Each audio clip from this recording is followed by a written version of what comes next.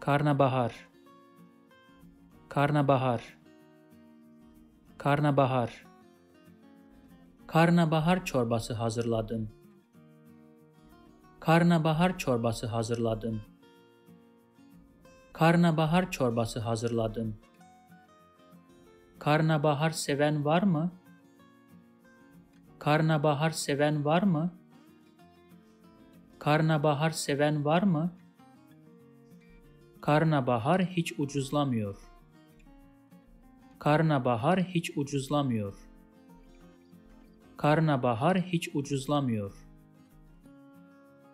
If you like this video, please subscribe to my channel below for more videos on Turkish grammar, vocabulary, and pronunciation. Also, if you think this video can benefit somebody else, please share it with them. Last, if you have any comment or request, please provide your feedback in the comment section below and I'll do my best to respond as soon as possible.